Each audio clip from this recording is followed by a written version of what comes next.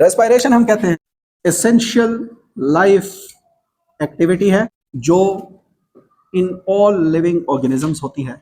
Photosynthesis सिर्फ autotroph कुछ जानदार हैं जो फोटोसिंथेसिस करते हैं, लेकिन रेस्पिरेशन सारे जानदारों में होता है।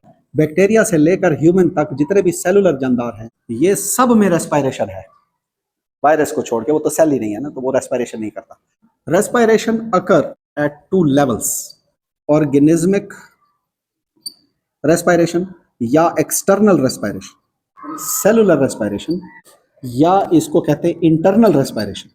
रेस्पिरेशन के 2 levels, external, internal, organismic, cellular. Cell के लेवल पे, ऑर्गेनिज्म के लेवल पे, external, internal, inside the cell. जो ये रेस्पिरेशन है बिटवीन बॉडी एंड एनवायरनमेंट। इस रेस्पिरेशन का क्या मकसद है? Exchange of gases between. ये जो आपका लंग्स का सिस्टम है, किसी का गिल्स का सिस्टम है, कोई स्किन से कर रहा है, जानदार में मुख्तलिफ है। ये गैस एक्सचेंज, और इसमें गैसियस एक्सचेंज भी आता है। एनिमल में ब्रीदिंग भी होती है, एनिमल्स के अंदर ब्रीदिंग, नहीं तो गैस एक्सचेंज तो सारे जानदारों में है। ये एक्सटर्नल रेस्पिरेशन है, ये सिस्टम एक्सटर्नल। इसका मकसद होता है ऑक्सीजन सेल को अवेलेबल करना। अब जो सेल के अंदर हो रहा है, गेटिंग एनर्जी फ्रॉम फूड, तो ये वाला रेस्पिरेशन ओनली फिजियोलॉजिकल प्रोसेस है। सारे जानदारों में रेस्पिरेशन होता है, फर्क है थोड़ा। अब एक्सटर्नल रेस्पिरेशन में ब्रीदिंग सिर्फ एनिमल में होता है, ब्रीदिंग और चीज है। स्टोमेटा से डायरेक्ट गैस एक्सचेंज, ये गैस एक्सचेंज हो रहा है। ब्रीदिंग क्या है? हवा का फेफड़ों में जाना और वापस आना, और फिर उधर फेफड़ों में गैस एक्सचेंज है। तो ये जो हम हवा फेफड़ों में ले जाते हैं और निकालते हैं, ये ब्रीदिंग एनिमल करता है। प्लांट ब्रीद नहीं कर रहा किसी फेफड़ों से, लेकिन गैस एक्सचेंज वो भी कर रहा है। तो इसका मेन पर्पस एक्सटर्नल रेस्पिरेशन का क्या होता है? हम भी लंग्स में क्या करते हैं? फिर गैस एक्सचेंज करते हैं। लंग्स के अंदर क्या होता है हमारे? Gas exchange. तो ये गैस एक्सचेंज बॉडी और एनवायरनमेंट के दरमियान में ये एक्सटर्नल रेस्पिरेशन से होगा। एनिमल में इसके लिए ब्रीदिंग होगी, और ये सिर्फ फिजियोलॉजिकल प्रोसेस है। ये जो है ये विद इन सेल है और मेटाबॉलिक प्रोसेस है, एंजाइम्स की मदद से होता है। ये फिजियोलॉजिकल प्रोसेस है, ये मेटाबॉलिक प्रोसेस है। बात समझे? अब ये जो सेलुलर रेस्पिरेशन है, हमने फर्स्ट ईयर में सेलुलर रेस्पिरेशन है, सेकंड ईयर का पहला चैप्टर एक्सटर्नल या ऑर्गेनिज्मिक रेस्पिरेशन। इस मेटाबॉलिक प्रोसेस में ब्रेक डाउन है ऑफ फूड, ग्लूकोज का, ग्लूकोज रेस्पिरेटरी फ्यूल है of all organisms, and release of energy. अब ये जो सेलुलर रेस्पिरेशन है इस हाफ चैप्टर में, इसकी फिर 2 types, aerobic respiration, anaerobic respiration. अब जो एरोबिक रेस्पिरेशन है, complete breakdown of food glucose with oxygen. ये कंप्लीट ब्रेकडाउन ग्लूकोज का कब होता है? जब ऑक्सीजन। ये है इनकम्प्लीट ब्रेकडाउन विदाउट ऑक्सीजन।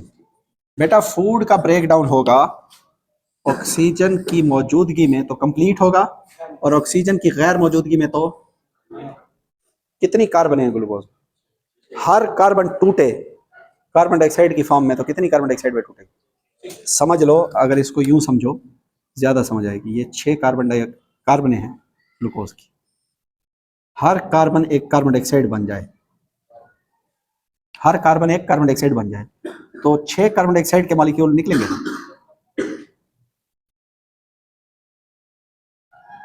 ये 6 कार्बन है इसमें, तो 6 कार्बन से कार्बन डाइऑक्साइड बनानी हो तो 6 ऑक्सीजन देनी पड़ेगी। इसलिए 6 ऑक्सीजन इसको मुकम्मल तोड़ देती है। मुकम्मल ब्रेकडाउन होगा ये ऑक्सीजन की मौजूदगी में कि नहीं? अच्छा, अगर ये मुकम्मल ब्रेकडाउन ऑक्सीजन, मुझे बताओ जब ये ग्लूकोज बना था, एक डार्क रिएक्शन में कितनी कार्बन डाइऑक्साइड आई थी? जब ग्लूकोज बना था, डार्क रिएक्शन में बना था, ग्लूकोज बना था ना, तो डार्क रिएक्शन में बना, तो एक डार्क रिएक्शन में कितनी कार्बन डाइऑक्साइड इन हुई थी? 3, तो 3 कार्बन की शुगर निकली। फिर 3 आई तो 3 कार्बन, तो कितनी कार्बन डाइऑक्साइड आई थी जिन्होंने ग्लूकोज बनाया था? 6। अब टूटेगा मुकम्मल तो कितनी कार्बन डाइऑक्साइड निकलेंगी? वही 6। 6 कार्बन डाइऑक्साइड फिक्स हुई थी तो ग्लूकोज बना था डार्क रिएक्शन। अब उसी ग्लूकोज को तोड़ा जा रहा है, उधर एनर्जी इनपुट है, एनर्जी स्टोरिंग प्रोसेस है, एनर्जी अब्सॉर्ब हुई तो वो बन गया, एनर्जी स्टोर हो गई बांडों में। जब बांड सारे टूटे और दोबारा कार्बन डाइऑक्साइड बनेगी तो अब एनर्जी रिलीज होगी ना। इसीलिए ये जो एनर्जी है ये ज्यादा है, 36 ATP मिल जाता है। लेकिन जब इसी ग्लूकोज को ऑक्सीजन नहीं है, पार्शियली ब्रेक डाउन कर दिया जाए 3 कार्बन के मॉलिक्यूलों में या कुछ एनारोबिक रेस्पिरेशन में, दो दो कार्बन के भी मॉलिक्यूल बन जाते हैं, इथेनॉल बन जाता है, या दो दो कार्बन में कन्वर्ट कर दिया जाए। एक कार्बन डाइऑक्साइड बाज़ औक़ात ऐसा भी होता है कि एक कार्बन डाइऑक्साइड पहले निकल जाती है, दो कार्बन डाइऑक्साइड है, ठीक है, तो दो दो के दो मॉलिक्यूल बन जाते हैं, दो दो कार्बन के दो मॉलिक्यूल बन जाते हैं। ये दोनों इनकम्प्लीट ब्रेकडाउन है या नहीं है? हर कार्बन तो नहीं टूटी, इधर इधर हर कार्बन टूट गई ग्लूकोज की, तो कंप्लीट ब्रेकडाउन ऑक्सीजन की मौजूदगी में। इनकम्प्लीट ब्रेकडाउन विदाउट ऑक्सीजन, इसमें कम एनर्जी निकलेगी, बांड कम टूटे है ना, तो इसमें पर ग्लूकोज 2 एटीपी पर ग्लूकोज। रेशो क्या है और एरोबिक एनारोबिक? एरोबिक एनारोबिक की रेशो है 36:2। एनर्जी रेशो क्या है? या 18:1, सिंप्लीफाई कर दो। एरोबिक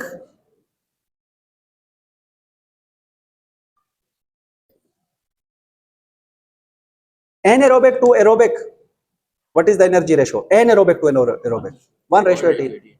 अगर वही ये सवाल को पढ़ना है, ये नहीं कि मेरे बोर्ड को याद रख के उधर टिक कर देना। सवाल वो करे कि aerobic to anaerobic ratio of ATP या rate ratio 18:1, anaerobic to aerobic 1:18। अगर इधर एक एटीपी बन रहा है तो इधर उसके मुकाबले में 18 एटीपी बन रहे हैं। ये ratio energy, more energy is released in aerobic respiration because it is complete breakdown. मुकम्मल तोड़ दिया तो ज्यादा बॉन्ड टूटेंगे, तो उन्हीं बॉन्ड्स में तो एनर्जी स्टोर है। इसकी साइट बताओ, साइटोप्लाज्म और माइटोकॉन्ड्रिया। मेन साइट क्या है? माइटोकॉन्ड्रिया, पावर हाउस इसलिए कहते हैं। इसकी साइट सिर्फ साइटोप्लाज्म। एनारोबिक किधर होगा? एरोबिक किधर होगा? एक स्टेप इसका साइटोप्लाज्म में, बाकी स्टेप इसके सारे mitochondria. Glycolysis, pyruvic acid oxidation, Krebs cycle, electron transport, glycolysis. Common to aerobic and anaerobic step, glycolysis. इसका ग्लाइकोलाइसिस के बाद होगा फर्मेंटेशन, या ये फर्मेंटेशन लैक्टिक एसिड फर्मेंटेशन होती है या ये अल्कोहलिक होता है।